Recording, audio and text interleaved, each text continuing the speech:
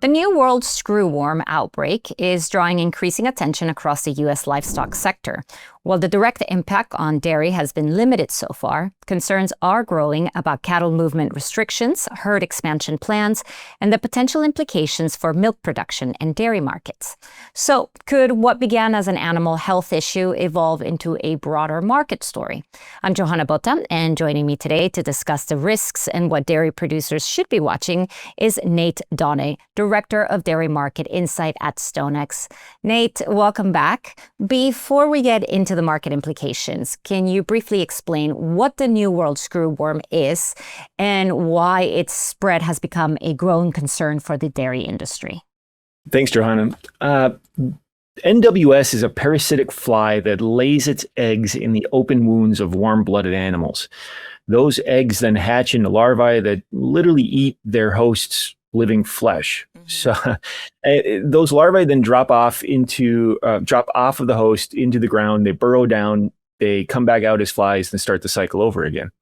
The fly requires relatively warm temperatures, so it's primarily been a problem in tropical and subtropical areas. It used to be a big problem for farmers and ranchers in the southern half of the U.S. during the first half of the 1900s. But the government used sterilized male flies to push New World Screwworm out of North and Central America in the 1960s into the 1980s. The NWS female only mates once.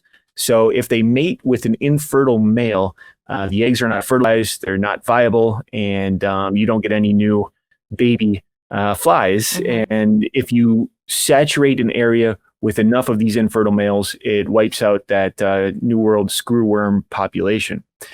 The U.S. and Central American governments successfully kept New World Screwworm out of the region for decades, but it's been making its way north again through Central America and is showed up in Texas for the first time here on June 3rd. As of June 22nd, we're only up to 16 cases, so roughly one case a day. But for context, it first showed up in Mexico in November 2024, and it only took a year and a half to get over 20,000 cases in Mexico. So once it gets a foothold, it can spread pretty quickly. Nate, believe it or not, you're not the first person I talked to about this New World Screwworm. We actually talked about it last week in regards to what it's doing to beef market in America. So at this stage, let's focus on dairy. What are the biggest risks to dairy producers? Well, if it's left untreated, it's incredibly painful for the animal and it's potentially fatal. But that's more of a problem for the beef ranchers that have their cattle spread out over vast tracts of land. In dairy, the farmers are in contact with the cows and cattle multiple times a day. So they should notice wounds, they should notice infections, and get it treated fairly quickly. The treatment is pretty straightforward. The FDA has now approved both topical and injectable medications for lactating cattle. So a dairy farmer can either spread a cream on the wound, or inject the cows with a medication. The downside is that milk from those cows that have been treated has to be dumped. 10 days if they use the topical, 20 days, they have to dump the milk for 20 days if they use the injection in order to keep the antibiotics and medications out of the commercial milk supply. So dairy farmers will lose some revenue from infected cows, and they'll face the added cost of the treatment as well. Calves seem to be at a higher risk. The fly really likes to lay those eggs in the umbilical cord. Treatment there is pretty straightforward. You just hit the calf with a shot, typically ivermectin. What I don't understand well yet is the long-term implications of that. If you stress out this calf early in its life with an infection, does it reduce the lifetime milk production from that calf or not? Probably not, but there might be a minor long-term impact there. And then another risk is that farms with infected animals are placed into quarantine, and nearby farms face movement restriction for their animals. So how is the movement restriction affecting the dairy industry then? Well, right now the protocol in the U.S. is that a 12.5-mile radius is drawn around infected farms and movement of animals out of that zone is restricted.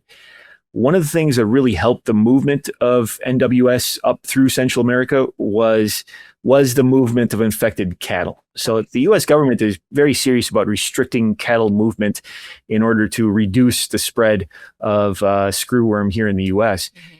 It became clear during the outbreak of avian influenza or bird flu in dairy cows back in 2024, 2025 in the U.S. that the U.S. dairy industry is moving a lot of cattle around. Farmers may be moving cows between their existing farms or from an existing farm to a newly built farm or expanded farm. Some farmers use separate locations to raise their replacement heifers and then bring them to their milking farms once they calve. With record high beef prices, some dairy farmers have started their own beef operations, so they have to move cattle off of the dairy operation to the beef operation. So the movement restrictions could be disruptive for dairy farmers, but it's really hard to get a handle on what that means for milk production and for profitability for the farmers. And if this outbreak persists, what could be the impact on milk production, cheese, butter, and dairy prices ultimately? I've been struggling to come up with reasonable parameters to model the impacts. Right now, we only have New World screwworm in Texas and New Mexico. And even the New Mexico case was a dog, so it's not even cattle, but it'll probably be in New Mexico soon. So Texas and New Mexico combined are about 8% of U.S. milk production.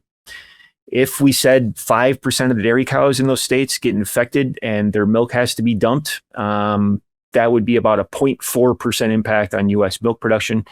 That doesn't sound like much, but dairy is very sensitive. Small changes in supply and demand lead to big changes in price. So in rough numbers, that would be about a 4% increase in dairy prices compared to what they otherwise would have been.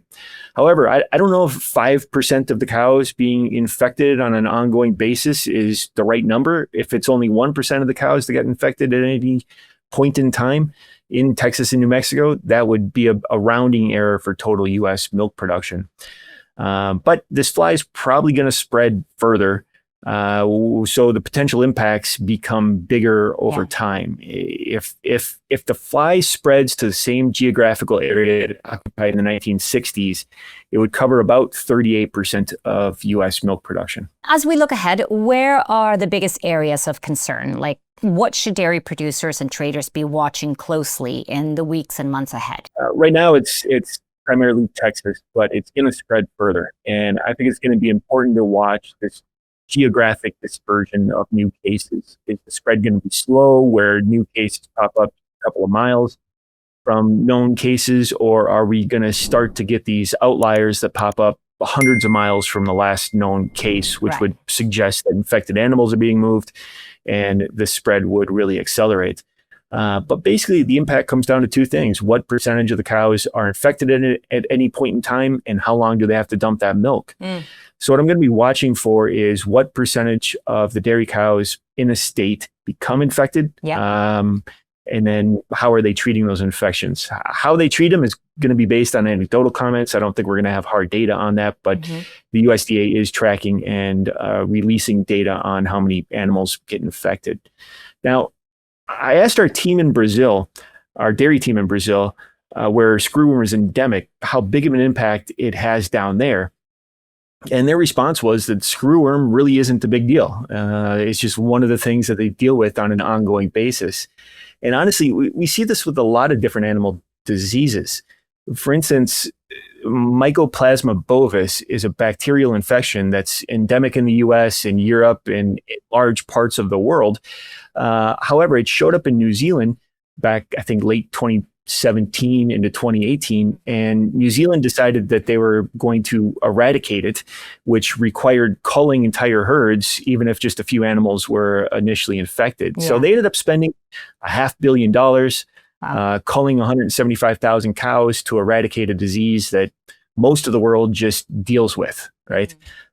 So we have a tendency to freak out a little bit when new diseases appear, or at least when a disease is new to a region. But farmers typically find a way to deal with it. And maybe screwworm knocks 0.5% off of U.S. milk production, which it would have a small but noticeable impact on prices. But it's important to keep in mind that this isn't the end of the world. The farmers will adapt and things are going to be okay. Nate, thank you so much for your insight and for joining us today. And thank you to our viewers for watching. For more financial content, don't forget to like and subscribe to our channel.